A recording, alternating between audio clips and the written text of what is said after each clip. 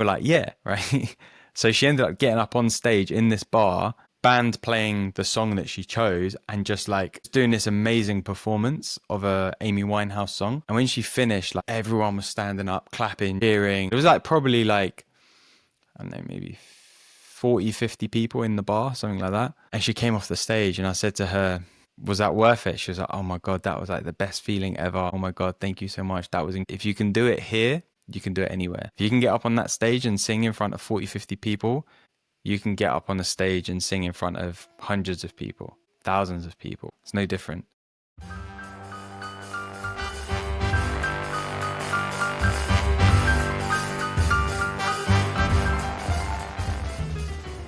Alex, how can I find my life's calling?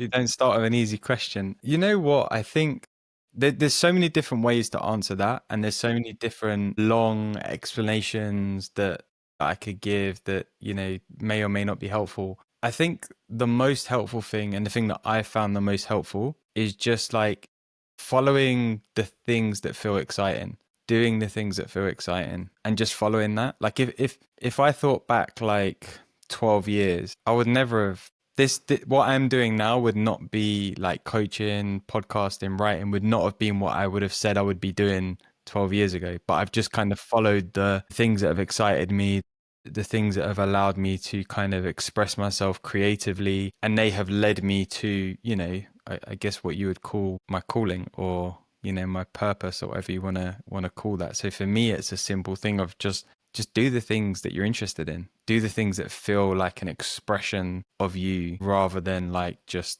something you should be doing because, someone else says that's what you should be doing. hmm And having something that exciting that you try to shift towards it with your whole life, I think that can be sometimes a little bit challenging. For me, at least, I'm having my study on one side and what I'm building online on the other side. So I'm not quite sure which one I want to pursue more. And right now it's shifting more towards the online thing because at the end it excites me more.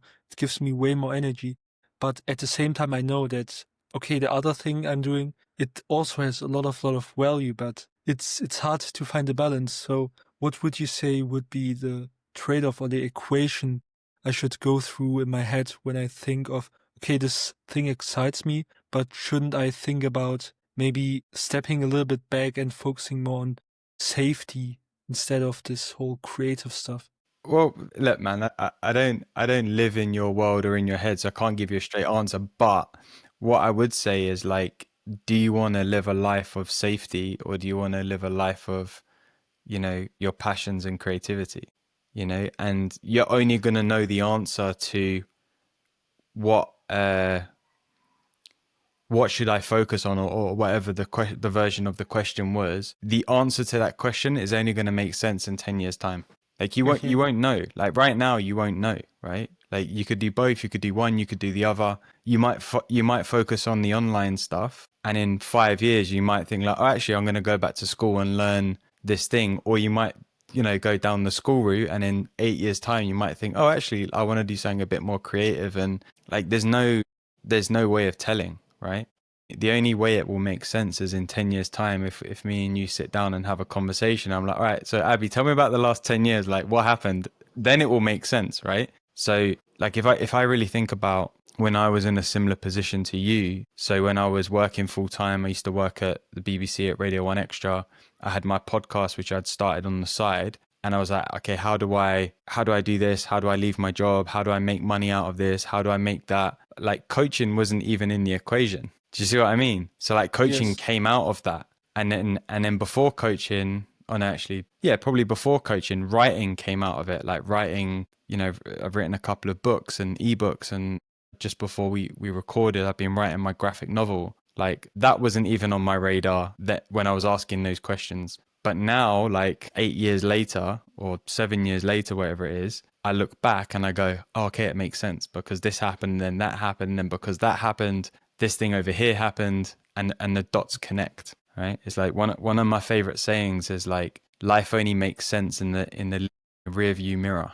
It doesn't make sense when you look forward. It only makes sense when you look back. Does that make sense to you? It's yeah, it's kind of deep. And I wouldn't say deep is such a negative connotated word, but it's such a profound thing to think about that, yeah. Yeah, and you know what? One of my coaches said to me once, and it was a slightly different context, but the question still stands. He said, "Well, the version of you that you see yourself wanting to be in 10 years' time, what decision would they make right now? Like, if you could have a conversation with that version of you, what will they say? Oh, this is what I did at that moment in time." And just see what the answer is. It's not going to be right or wrong. There's no right or wrong. It's just like just see and have fun either way. So would you say that there's an emotion you should feel on this journey? So you will definitely feel a lot of emotions. You will feel happiness. The next day you can feel totally down because something went wrong. So is there a guideline of knowing, okay, I'm pursuing my calling? Or is it just, as you mentioned before, more of this experimental and let's head to this journey and see what will happen in 10 years? Yeah, I think I think it's both. I think it's. I wouldn't say it's an emotion. It's not like happiness or anything. It's more like for me anyway. It's like an energy that I feel. It's like a something that feels like I wanna do more of that. I wanna try more of that. Like it feels exciting. It's not necessarily an emotion, but it feels like there's a good energy to it, right? Rather than a draining energy, it feels like, oh yeah, like I want to try more of this. Like, so that, but then also like the other side is, just experimenting, just doing things, just trying things. Like there's nothing to lose, if you play the game of life, let's call it, knowing that your life doesn't depend on it, right? Then you can play as if your life depends on it. You see what I mean? And that and Yes. that's the balance, right? It's like if do you play any sports? I'm going to the gym, Okay. so no competitive sport Yeah. as well. Do you do any like gaming or anything like that? Not really. Okay, all right. Well, let me use an example from my life, right? So when I'm playing like a video game, right? Like I just started playing the Spider-Man game on PlayStation recently. Like it's fun. Like I turn on the PlayStation, I sit there for a little bit. I can swing around New York. I can shoot webs. I can beat up bad guys. I can upgrade my suit. I can you know, get more skills or whatever it is. It's fun and I can play and it doesn't matter if I lose a fight. It doesn't matter if I win the game or don't win it or whatever, right? Because at the end of the day, like I'm fine. Like me, Alex, I'm fine. Like I can turn the game off and I'm okay, right? So when I'm playing, I'm like very serious. I'm like, I got to beat this bad guy. I've got to make sure I get to the next level or whatever. So I'm playing it very seriously, but I also know that like my life doesn't depend on it, right? So what I'm saying is imagine having that same energy for your life in general. Like, oh, I can have fun. I can try and level up. I can try and learn this new skill. I can try and, grow over here in my life. I can try and get really super fit, or I can try and earn loads of money, or I can start a business or a podcast or write a book or become a painter. Like, oh, that would be so fun. But like your actual physical life doesn't depend on it. You see what I mean? So you can just have fun.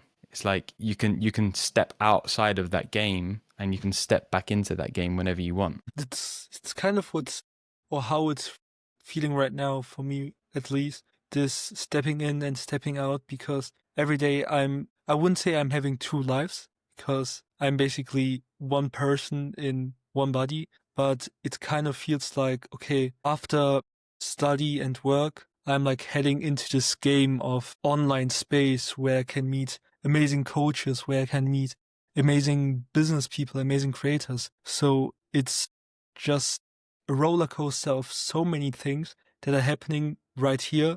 And the moment I know I will turn off the laptop, it will still go through my mind. But I know that the next day I will wake up and go to uni again. So it's a cool thing to do. But in the long term, I know that, okay, I will either have to go one or the other or find somehow the in between and let's see how it goes. And Yeah, like you man. said, in 10 years, we will sit here and talk about Yeah, how I figured it out. exactly.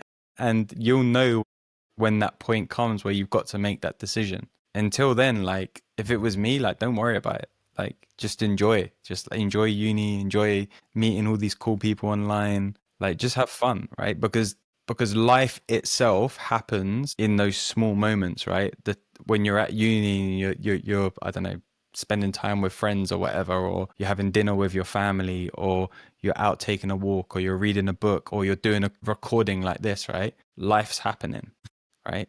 And it's like, for Yeah. me, like, I want to remind myself that life is happening all the time, and that's important. And I want to have fun playing the games that I'm playing and doing the things that I'm doing and trying to create the things that I'm doing, knowing that my life is still happening around it. Yeah. And this all reminded me of a book I'm currently reading. It's called Psycho-Kybernetic. Mm-hmm. It's from I don't really know what the English word is, but basically the guy who is like cutting your face so it gets more pretty. Is it Plastic surgeon, I think is a what we, plastic yeah. surgeon? Yes. So he's basically that, but he went all in into psychology and talked about the effects of such a surgery and how people are dealing with it. And one of the lessons he learned is that we created this idea of life in our heads that it is very depressing and that there is so little fun in this whole thing. And this is something that happened over, let's say, 50 or 60 years, where psychology started or stopped pointing at the good things and started pointing at what's lacking, at what you have wrong. That over time, we created this idea of life in our mind that, okay, everything will go bad. I won't or can't do this. And reading this reminded me of, okay, if everybody is doing that and basically living a miserable life, why should I do the same? Shifted me. I read the thing like 2 days ago, but it shifted me in ways where I now go through life and see every opportunity or every moment as an opportunity to make it better, to bring all my energy into it. And it's funny how reading this 2 days ago and looking at a video that's similar to it, but that also talked about energy, and you now also talking about energy, that I now want to ask you a question about energy. So I know that we feel when we're energetic, but is there a way to know how we get energetic? It's a good question. So what's kind of coming up for me is like, I don't think it's so much about how to get energetic. I think it's about understanding where the energy comes from, right?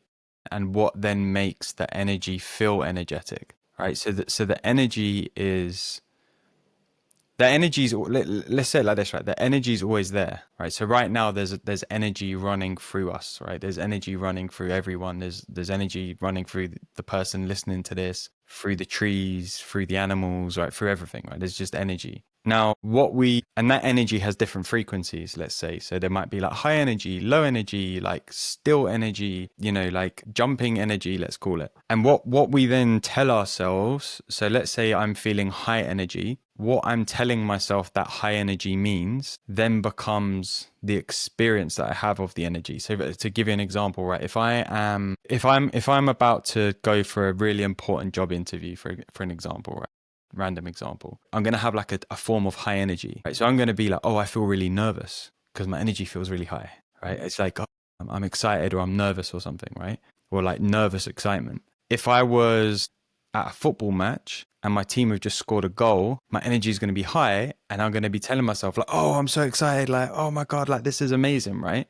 And the same works for low energy, right? We might have low energy, might wake up on a Sunday with low energy and tell ourselves like, oh, I feel like depressed, right? Another day we might wake up on a Sunday and feel low energy, and we might say, actually, do you know what? I feel like just super relaxed. I just want to have a super chill day, right? So it's not so much about how do we make the energy, it's about noticing the energy, but then also noticing what are we telling ourselves about that energy, because that's what then shapes our experience, right? So to go back to the earlier point of like, do the things that energize you, right?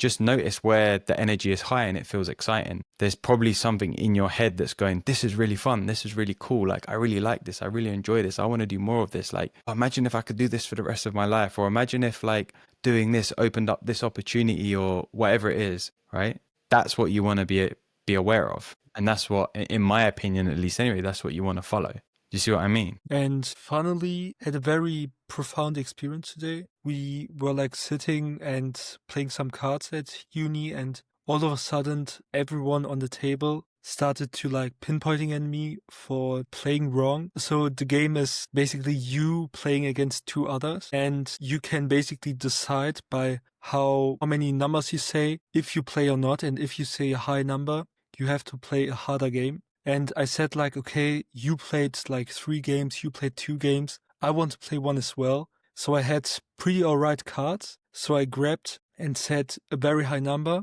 Then I played and basically, so I lost very hard. And then all of a sudden, everyone was like pinpointing at me saying, "You're bad.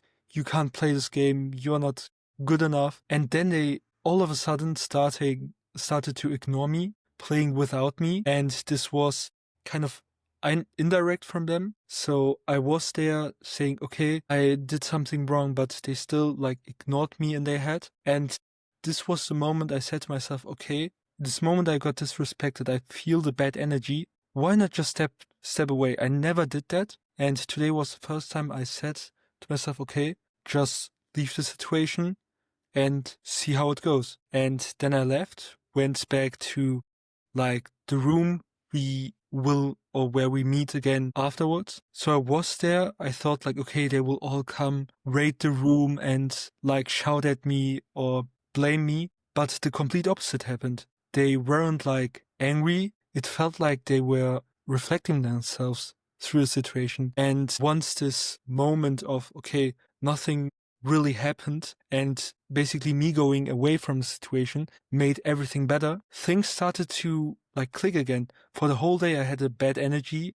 This was the peak of my bad energy. And after that, things started to feel great again. I basically scheduled 2 new podcasts that day. So today, which is for a whole month of not scheduling any podcast except this one, it just felt amazing. And seeing the success or the insights I had from the call earlier. So it's interesting how you can break this loop of energy to basically multiply it to make it come back to you as a person and feel the energy again. And this was just a moment that showed me that, okay, I can feel bad energy, but the moment I notice that the energy is very low, and if I stay there, I won't feel great afterwards, or I will feel bad knowing that if I would go away from the situation, things could be different.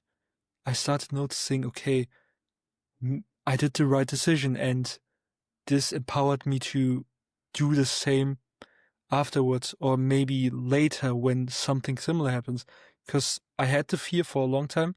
I still have a little bit of fear of judgment. I still think that they judge me for what I did today. But now I'm more fine in it than ever before. And this is a huge win for me. And yeah, this was just something that reminded me of this whole conversation right now. Yeah, and that's awesome, man. And it's like what I kind of hear in that is like, and I don't know whether you kind of did this consciously or not, right? But like you just allowed time for the energy to settle. It's like, you know, if you get like a snow globe, if you like shake the snow globe, right? Imagine that's the energy, right? All of the Yes. little bits are flying around, and right, if you keep shaking it, like it keeps just shaking around, right? And you keep shaking it, it keeps shaking around. But the second you put it down and leave it, all of the snow in the globe starts to settle back down, right?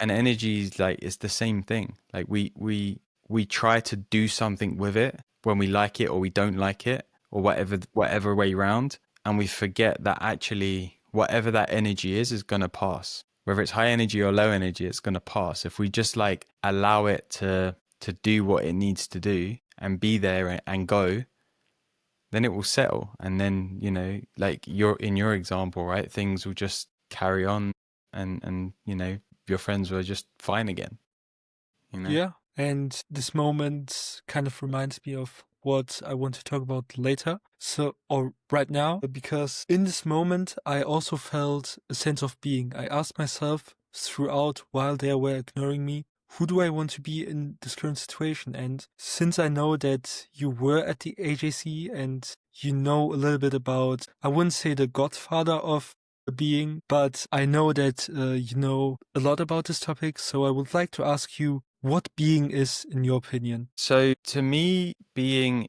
is, so let's call it like a it's an internal state, right? So we're always being. There's no time where we're not being, right? We're called human beings. Right? We're always being. And we have a choice, right? At least in my understanding. We have a choice. We have let's call it a default being, right? Which up until this moment in my life or your life or anyone's life, there'll be a default being that we've kind of lived as, right? And that will be made up of the beliefs that we have, the stories that we tell ourselves, who we believe ourselves to be, how we show up in the world, the things that we do, etc., etc., etc. It's all a character that we've kind of built in our mind, right? So that's our default being. Now we can live our life as that default being, and we'll be fine. We'll just move through life, or we can have a created being, let's call it, which is a version of ourselves that we're like, it'd be really cool to live in that way. And that might be the things that we do. It might be just the energy that we kind of live in, like internally. It might be the people that we hang out with. It might be the way that we feel about ourselves, the way you feel about life, the way the relationships that we have, whatever it is, right? Everyone's got a kind of ideal picture of their life in their mind, right? There's a version of you which doesn't currently exist, which if you were living as that created being, let's call it, you would have those things that you want in your life, right? So the work is to identify what that is, like what's the things that I want, and what's the state of being that I would need to be in order to make those things happen. And then continually, like going to the gym is like working a muscle, right? Working the muscle of like building that created being so that it becomes your default being. Mhm. And that's how I see it. Very interesting. And it's an explanation I never heard before. It was always like, okay, there's this being. It's something vague between who I was and who I want to become, but it wasn't really something I could pinpoint at. I couldn't really know, okay, am I, or is this a part of me that is being, or is this a part of me that just exists? But this idea of a default that just exists in the background, or as someone who I am or who I was, who will just continue be, and having this ideal being or created being, how you call it, which was for a long time a visualization for me. So I was visualizing who I want to become and kind of took the character trait from this person and implement them one by one. And now this idea of two beings working with and maybe even against each other is kind of fascinating. Yeah, and it's going to be like your default being is going to most of the time be where you operate from, right? And your created being is going to be like a smaller amount of time that you operate from. But over time, the more you consciously practice, like you said, like putting yourself or embodying those characteristics and that way of being, right? The created being grows and starts to take up more. What's the word? Time's not the right word, but it just starts to take up more time in your life, and the default being starts to get smaller, right? And you'll go between them. You'll be in created being, you'll go back to default being, and you'll pull yourself back to created being, and you'll go back to default being, and you'll pull yourself back, and you'll go back again, right? And it's just the work is to over time learn to spend more time in the created being. So, like I said, so that it becomes your default. And then when that becomes your default, you'll be like, there's a whole new created being that I can, step into. And that's it. So it never stops. Yeah. And sadly, for a long time, I thought very binary. I thought that, okay, I can either be the version I am now or the version I want to become. So I always try to be the person I want to become for like 2 or 3 days. Then I went back because my default being started to catch up. And all of a sudden, everything seemed to be a whole lie and nothing seemed to work. And I'm a failure again.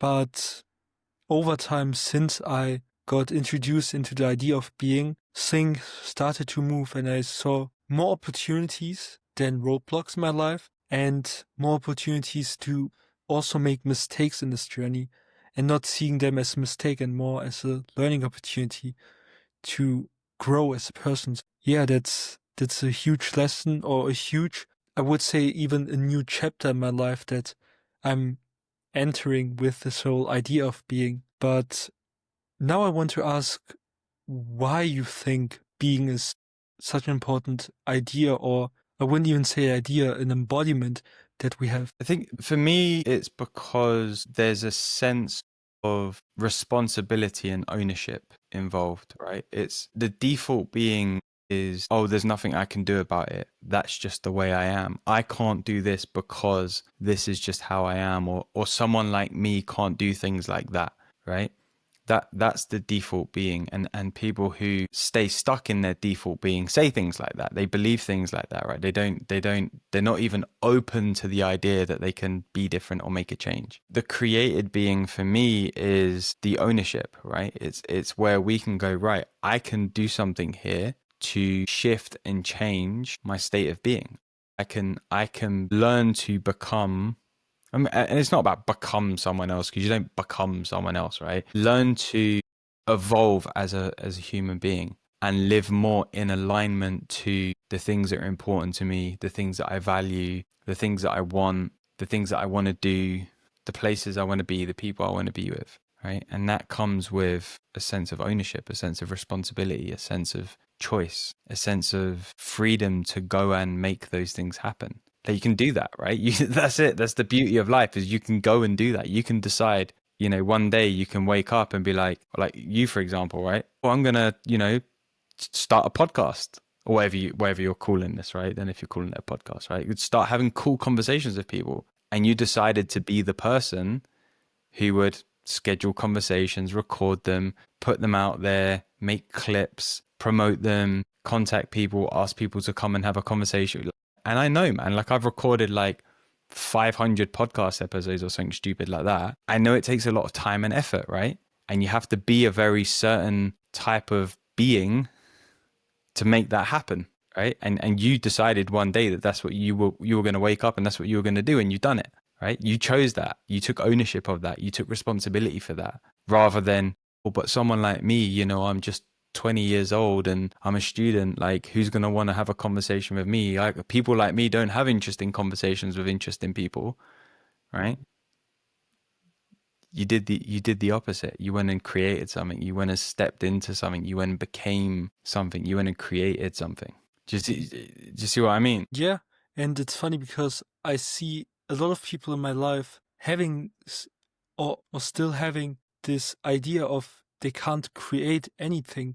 So I had this idea of I can't become someone I want to be because I'm shy. I can't speak on camera. I can't speak to people. I think that 12 months ago, I wouldn't say that I was a nobody, but I was someone who wasn't really clear about anything in life. I didn't know what I was doing. I was just a student who just replied to random people on X, for example. So starting there and slowly having this deciding moments is the reason why I am where I'm at right now. And I think that having these deciding moments of, okay, I don't want to be this version of myself anymore, or rather that I want to become or want to be this version of myself, let's discover it. And I think that the deciding moment is the most important one, because everything after that will kind of fall in place. I had the idea of podcasting, so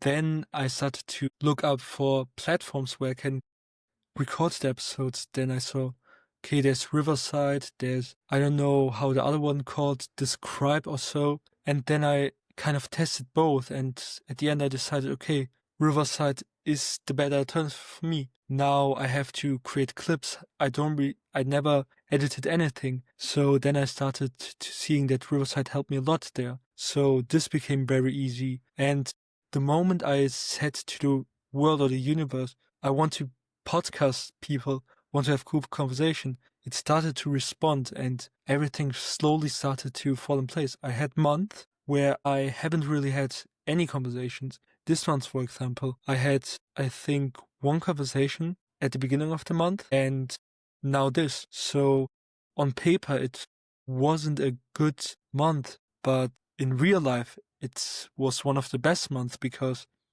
I got a new mic, kind of changed my whole room to be more me. And all these small things, all these small shifts, all these small decisions, I think are the reasons why we are who we are right now and who we are being and who we are creating.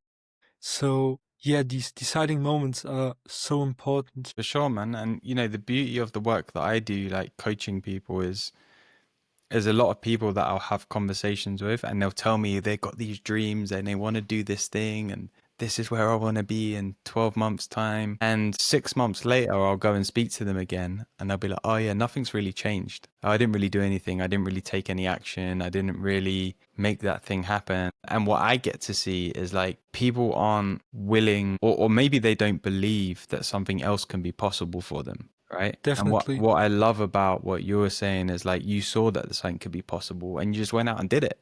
Right. And it was that simple. And it's not simple, right? Because I know there's a lot of work and time and effort that goes into it, right? So I don't want to downplay that. But the simple bit is you just did it. Do you know what I mean? Yeah, and it still blows my mind that there are still people I came across every day. These are people I talk to every day who still limit themselves to their default being. They are just a version of this themselves they repeatedly talked to in their mind and just walk through life in auto mode. And I wouldn't say that I'm better than them. It's no way. But I think that this idea of being able to create a version of myself that is different to the one now and is closer to the one who I'm becoming, I think that that is a skill that basically shows you no limits in life, that there's no ceiling above your head, and also that there's no ceiling above. So you're just flowing through life and you absorb things and decide what the next move is. Yeah. Yeah. And, you know, it's so fascinating that, you know, like you said, there's two types of people. Like, so when I started my podcast, so this is in like 2017, my podcast was called Dreamer's Disease. Right. And the reason I called it Dreamer's Disease was for well, three reasons, but one of them's irrelevant to this point.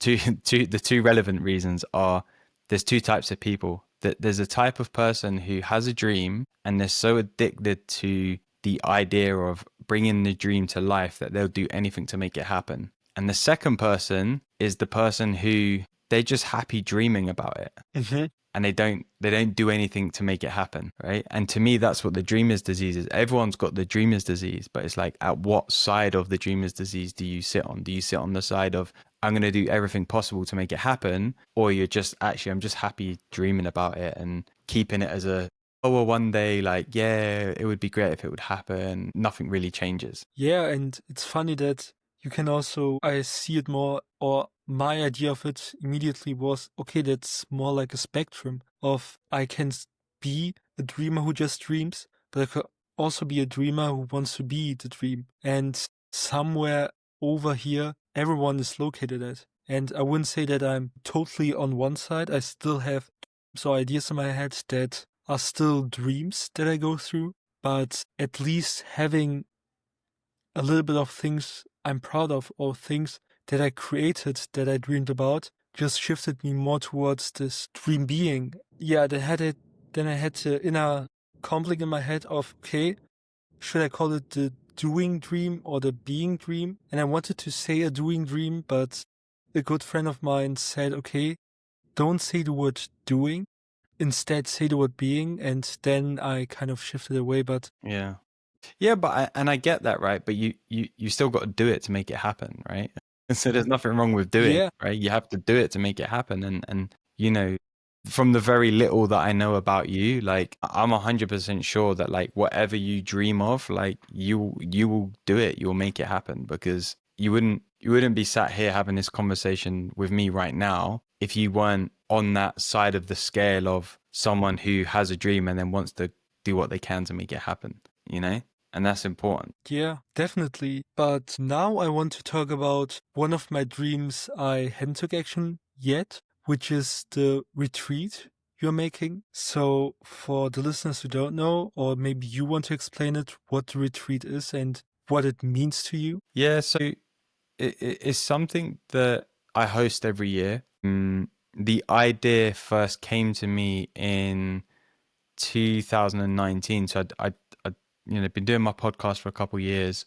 I'd been coaching part time for about a year and a half, and I had this idea that I wanted to create a place where people could come and self-reflect and create change and basically leave, come in one person and leave another person, right? And it didn't happen for various reasons that year. And then obviously 2020 and 2021 was like all, COVID and everything. And then at the end of 2021, I was like, I want to do this. Like, this idea's come back to me. Like, now's the time to do it. And essentially, what it is for me, and it's not just a retreat. It's a 6 month group experience. So we have like group sessions, and then the group is kind of like followed up, let's say, with a 6 day in-person retreat. And the purpose of it for me is for someone to come into that space, to come into that container of the 6 months, and basically become who they want to be and create what they want, right? Like, there's not specifics to it. It's not like, okay, we do step one, then step two, then step three, then step four. It's a container for someone to really come in and see what can be possible for them, to see what's getting in their way of making that thing possible, to really connect to their dreams, to really connect to the idea of what they want and who they want, and feel that excitement for it, and then clear out all of the crap that's getting in the way of making that happen. And at the same time, being out in the world, taking the action, doing the things that are going to make it happen. And that's really the power of it. I describe it as, particularly the 6 days that we spend together in France at the end of the whole program. Those 6 days just by themselves is like 2 years of transformation in 6 days. Very, And that's what very it is. interesting. Yeah. And the whole idea of, okay, 6 months of, I would say, pure transformation inside and outside can be a very exciting journey. I myself go through 6 months of transformation since I am 18. So since I was 18, started, okay, I want to train. So I started going to the gym. Then I thought about, okay, now I want to build something with purpose. So I tried something. I learned new skills with my first business. Then it failed. So I started again with personal branding. Then I went over with just branding and now podcasting and helping people beat their phone addiction. So there's a lot, or a lot can happen in 6 months in someone's life. And I think that you creating this makes it just so amazing, even speaking to you, because you saw so many people go through such an amazing transformation. So what would you say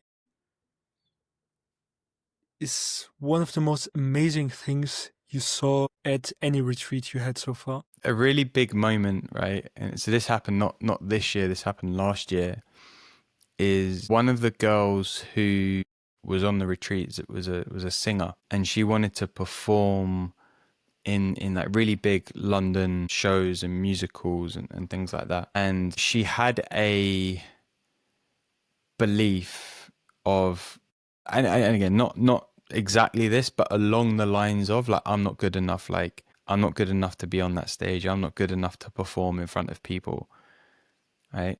And she hadn't ever really performed in front of a lot of people by her. She'd performed on stage as part of like a group, but she'd never performed like herself front of the stage, like I'm performing to the crowd, right? Yes. And we were talking about this one day, and we were at the beach in one afternoon, and I was talking to her, and I said to her, like, what would make like the rest of this experience, of this retreat, like complete for you? What would be an amazing outcome? And she said something along the lines of, if I knew that I had the confidence to sing on stage, something like that, right? It wasn't exactly that, but something like that. So I said to her, okay. I said, do you wanna have some fun with me? She was like, what? And I was like, well, I'm not gonna tell you. Like, it's either a yes or a no, and then I'll tell you what it is. She was like, okay, yeah. And I said, all right, so tonight when we go for dinner in the town, there's a bar that has, no, it wasn't even that. I said, I want you to go down to the beach, and we're going to get a crowd, and I want you to sing to the crowd. Just like a few people, right? Just by the beach. You know, you always have people performing and stuff, so you sing to the crowd. She was like, okay, yeah, I can do that. So we went down to the, this is after, later in the day after dinner, and we went down to the beach, and we were like trying to find a spot where she could go and perform, right? And one of the girls said, oh, there's a bar over there playing music. They've got a live band. Why don't we go and see if she can sing on stage, right? So long story short, we ended up going into this bar, telling them, look, we've got an incredible singer from London. She wants to perform a song. Can she sing for the bar? And they were like, yeah, right. So she ended up getting up on stage in this bar, band playing the song that she chose, and just like doing this amazing performance of a Amy Winehouse song. And when she finished, like, everyone was standing up, clapping, cheering. There was like probably like, I don't know, maybe 40, 50 people in the bar, something like that.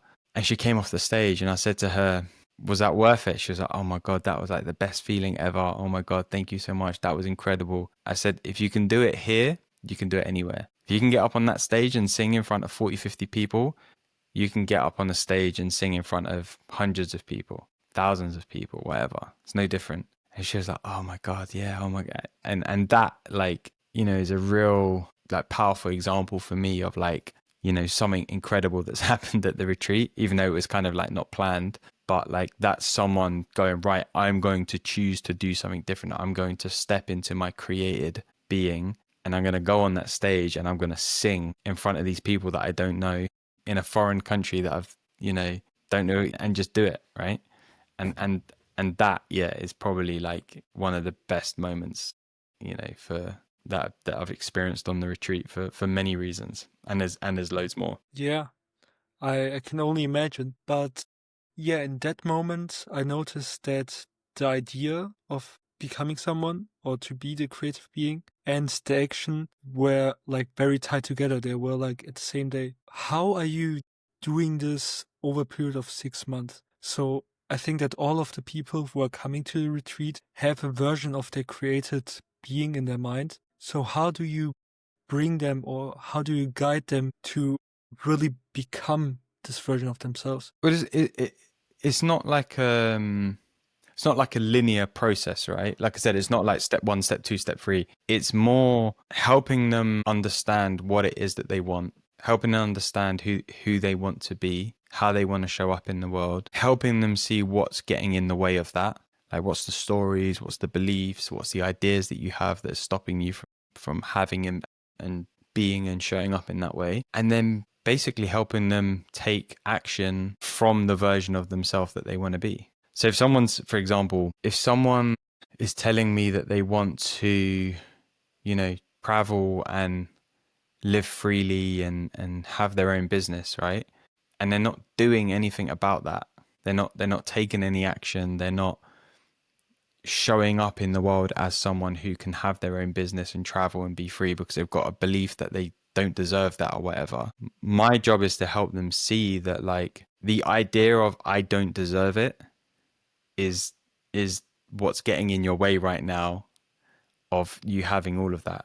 So if you can reshape that belief and see that you do deserve it, you can have it, and it will be just as amazing as you think it will be, then from there you can start to take action. You'll be like, oh, actually, yeah, like I'm gonna, you know, I start, you know, I don't know, trying to get some clients in this business, or I'm going to book a flight, you know, to Asia, you know, to Japan, to wherever, Thailand, and I'm going to try and work from Thailand for a month or 2 months or whatever, right? So it's like it's everything, you know. It's ultimately it's helping people take the actions and towards the thing that they want and become the person that they want to be, and doing both at the same time. Yeah, and the idea or the thought of basically knowing what I want was one of the biggest roadblocks for me for many years.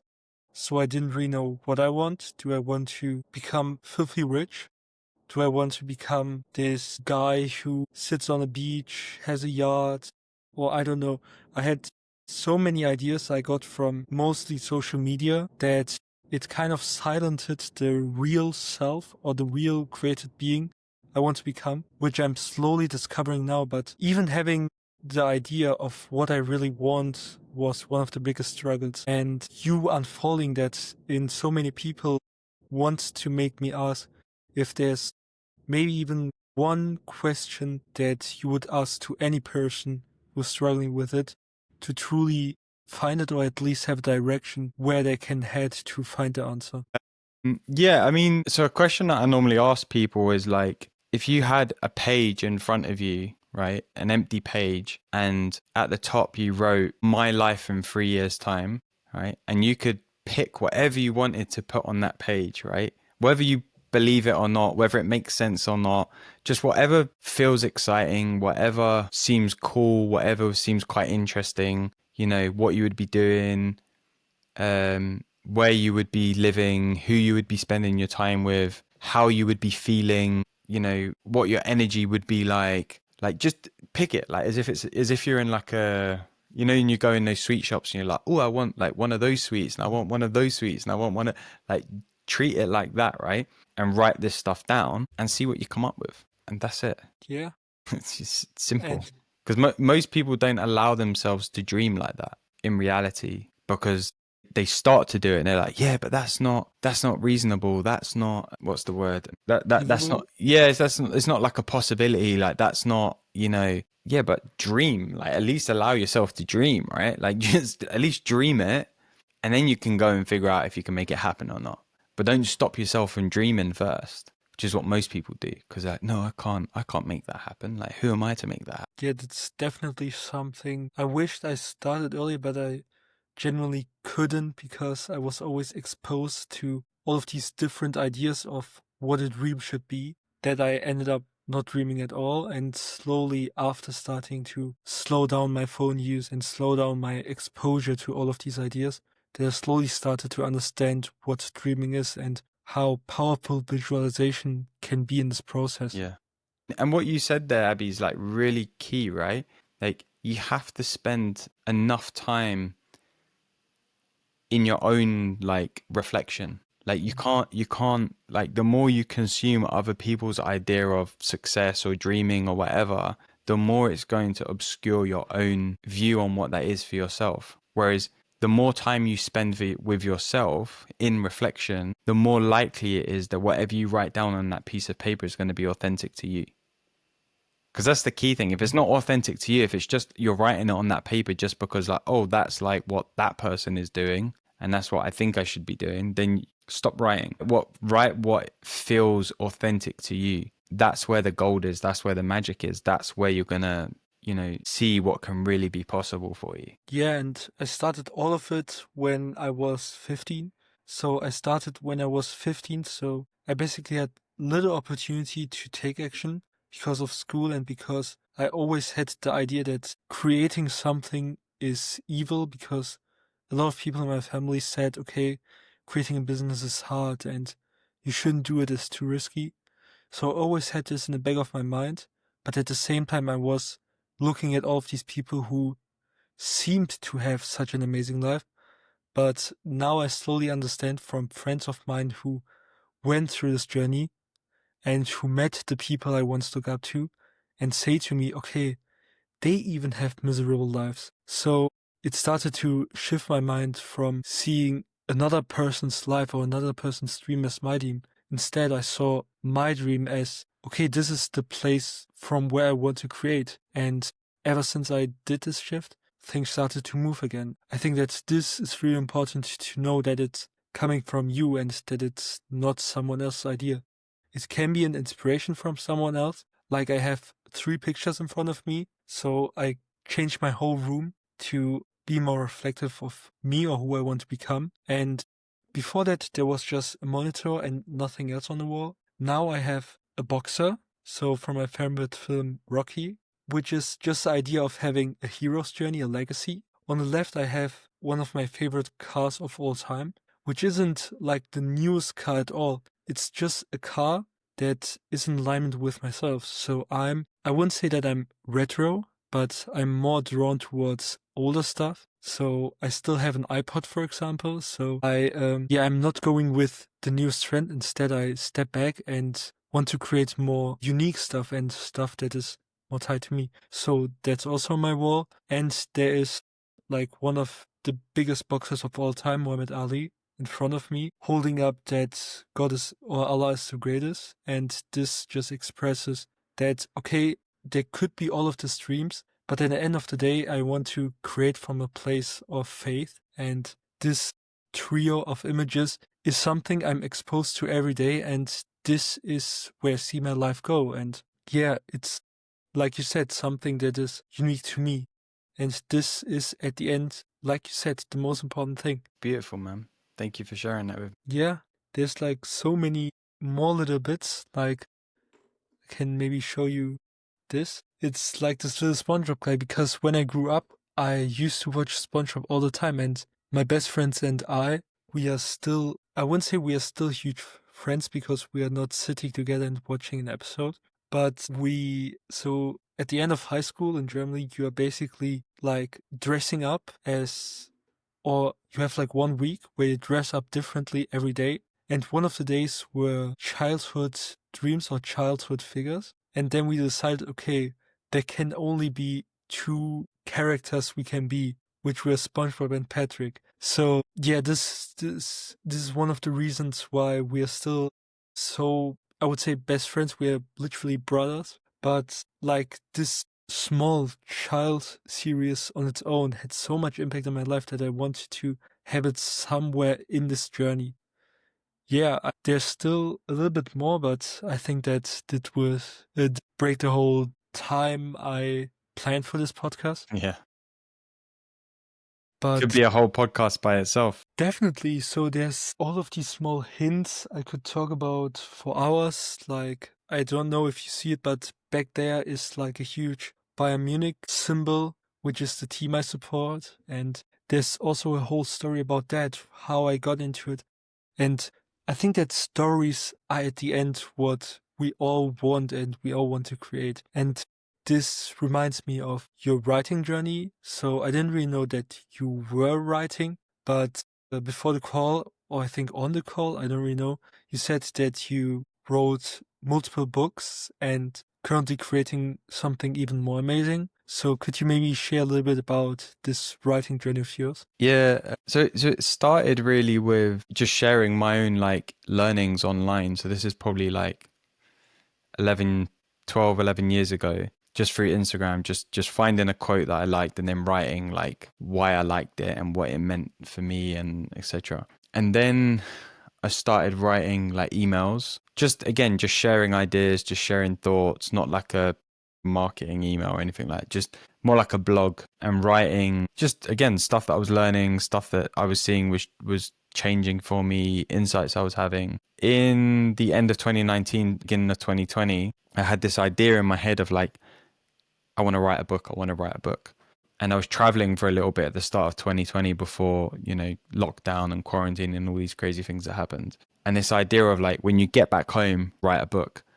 And I realized that the book was already written. I didn't need to write it because I had all of these pieces of writing over a number of years. I had like 100 pieces of writing that I'd either put out publicly or some stuff that was just on my laptop. And I basically pulled everything together and picked out the best stuff that made sense for the story that I wanted to tell, which was basically my story from being depressed when I was younger to, finding, inner peace, let's call it. And I just put it together and then released that in 2020. It's called The Search for Clarity. It's available on Amazon and maybe some other places, I'm not sure. And then from there, I just started writing other. I wrote like a small ebook called Daily Positive. I wrote another ebook called Become the person you're proud to be. I've written, a couple of like business books and like how to grow a business using social media, stuff like that. And then at the minute, I'm writing a graphic novel, which is more of a, I'd say a lot more creative because it's world building. It's like I'm really into like Marvel and sci-fi and Star Wars and that stuff. So it's really like building a world and characters and, a story. But ultimately, the story is my story, in a way. It's my story of like coming to realize the power that you have within yourself in terms of like creating a life that you want, that being at peace within yourself, all of those kinds of lessons. And it's told through various characters and stuff. So yeah, that's it, man. And I literally just finished the first draft before we got on this call. So uh, yeah, I'm Yeah, excited for it. amazing. It's, yeah, the moment you said like Marvel and Star Wars, I was instantly thinking about the book I'm reading right now, which is Dune.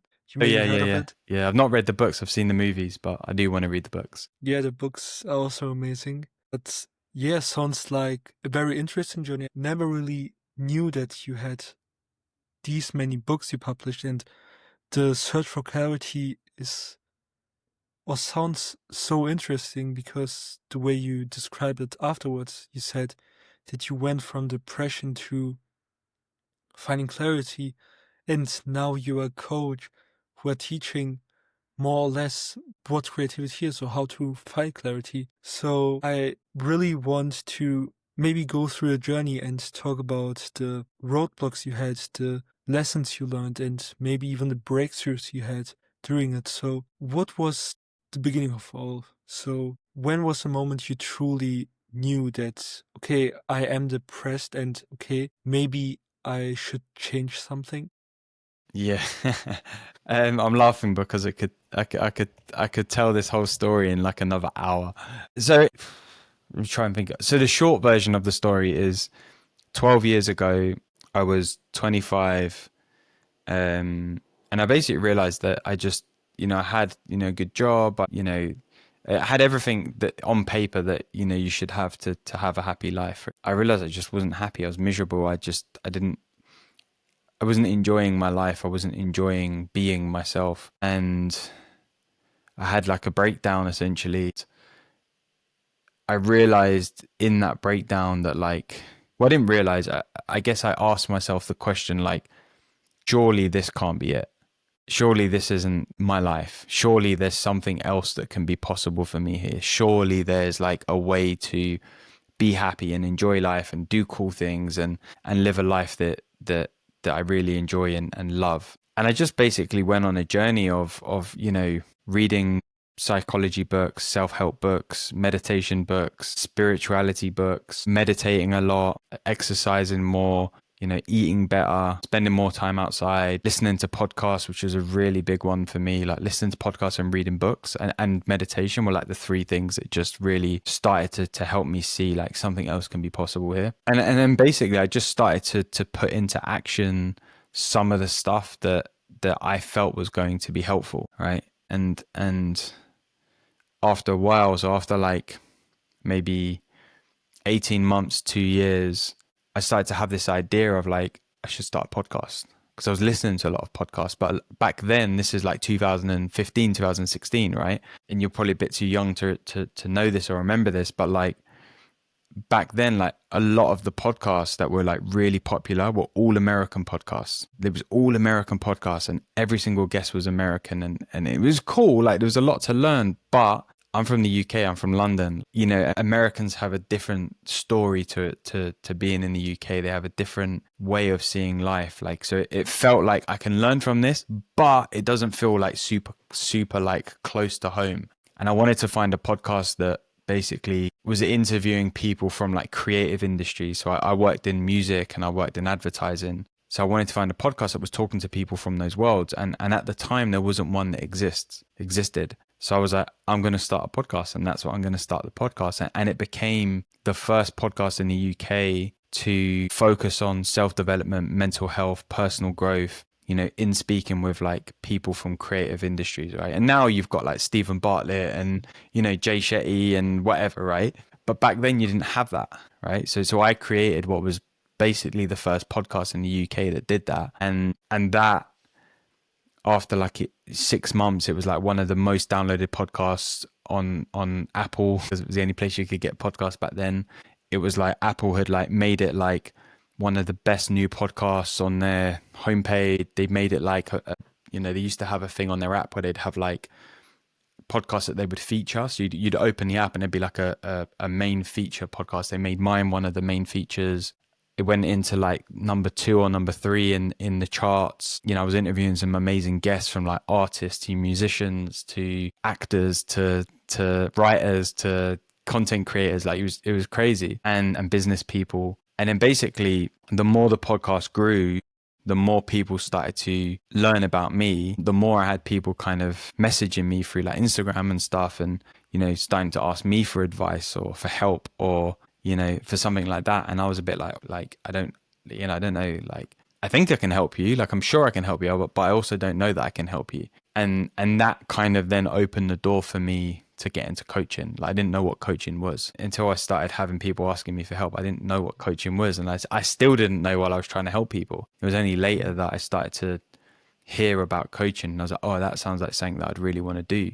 And I started to just figure out what it was and how I would do it and what it, you know, all of that stuff. And then basically over the last 7 years, I've just dedicated myself to the journey of being, you know, the best version that I can be of myself, and helping others do the same through the coaching work that I do, and sometimes through content, sometimes through writing. And that's the, yeah, that's the journey in a very, very short version of the story. Yeah, very interesting that you were the person before the Stephen Bartlett, which I am a huge fan of. So I listened to him since I was 16. Yeah, yeah. I remember so it's really funny, right? But so Stephen Bartlett, he used to have a company called the Social Chain, and he was like this young kid, had this really successful business. He had like a really big following on Twitter, I think. And I was following him for a while because I wanted to get him as a guest on my podcast. And I remember the day that he started his podcast and launched it. And I remember listening to his first few episodes. It was just him talking about, you know, his life behind the scenes of running a company. And it was like a year after I'd started my podcast. So it's like, you know, it's crazy to see like where he's gone, you know, with that. But also like it's quite cool to know like, oh shit, like I was the first person, you know, like who did this in the UK.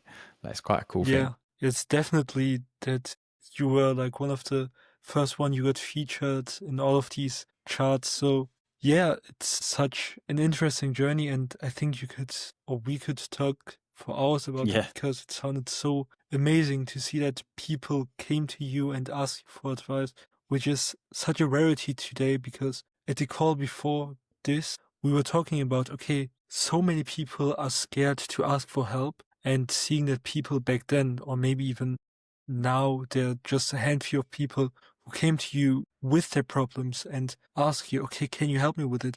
Direction, and seeing that there are still people who are asking for help, who are asking real humans for real advice. It's just so amazing to even see that it's happening, that you had people doing it, that a person on the call earlier had the same thing. Yeah, I think that we need definitely more of that, but sadly the world is heading into a direction where we have a lot of loneliness and where we have inhuman advice, which causes that you maybe even think or don't really think like a human anymore, which is sad to see. True.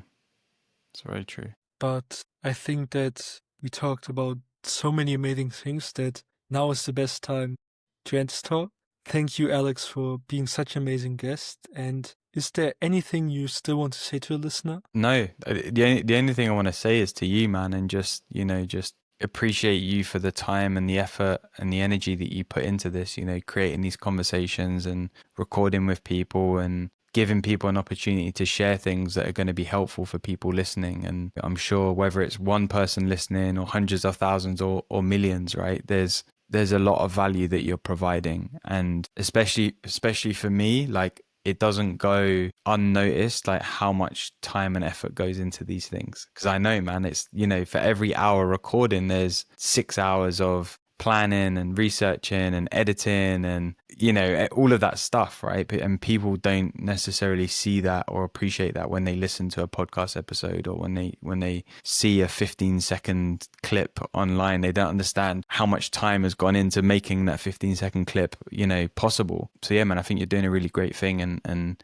you know, keep it up. You're really good. You ask great questions. You're a great host, and I'm sure that whatever this evolves into is gonna, you know, create huge success and have massive impact in the world. Thank you. This really means a lot coming from someone like you who I follow for now almost a year, mostly from a distance, but it means a lot. Thank you.